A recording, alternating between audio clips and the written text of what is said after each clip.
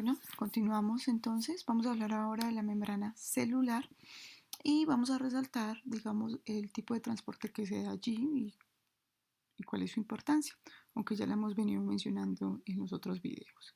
Tenemos entonces que cuando hablamos de los ácidos grasos, ¿sí? Que constituyen la membrana, estos en realidad, que son lípidos de membrana, tienden a aglomerarse en la parte que es hidrofóbica y en el exterior queda la parte hidrofílica. Uno tendría que pensar, ¿y por qué uno habla de una bicapa lipídica? Porque recuerden que nosotros estamos constituidos principalmente por agua.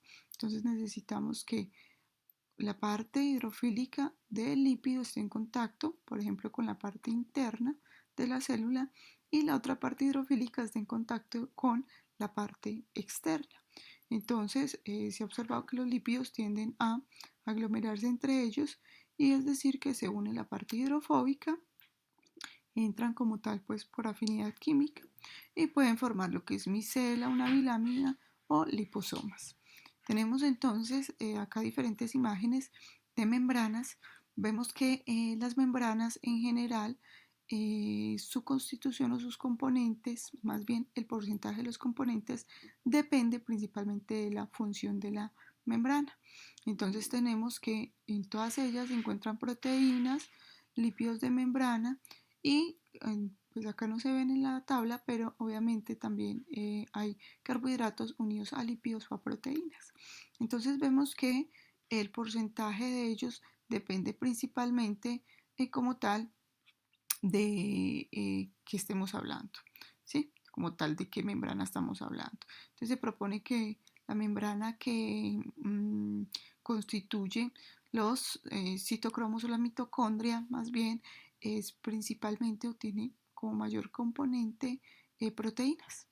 Y se propone que la membrana que constituye, por decir algo, las neuronas, tiene un mayor componente lipídico, diciendo pues que todos tienen los mismos componentes en general, ¿cierto? Lípidos y proteínas, pero el porcentaje sí depende de la función como tal.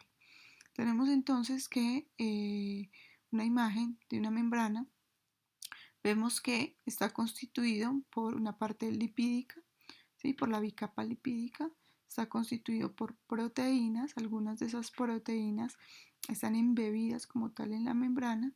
Vemos que algunos de esos lípidos están unidos a carbohidratos y que algunas de esas proteínas están unidas a carbohidratos, ¿sí? Recordamos entonces que esta parte, estos glucoproteínas o glucolípidos son muy importantes en el reconocimiento celular.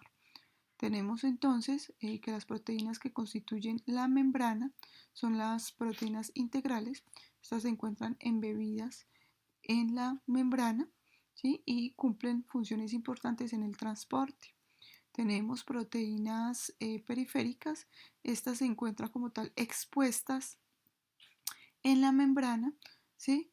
Y pueden cumplir funciones, por ejemplo, ser receptores para hormonas, por ejemplo. Entonces tenemos que en una membrana puede tener diversidad de proteínas periféricas y proteínas integrales. Ahora, cuando se hace, digamos, un corte en la membrana, se puede observar que puede estar constituida por diferentes porcentajes de lípidos. Entonces, cuando hablamos de lípidos de membrana, mencionamos, por ejemplo, las esfingomielinas, importantes, pero en las células animales, en el sistema nervioso. Tenemos la fosfatilcolina,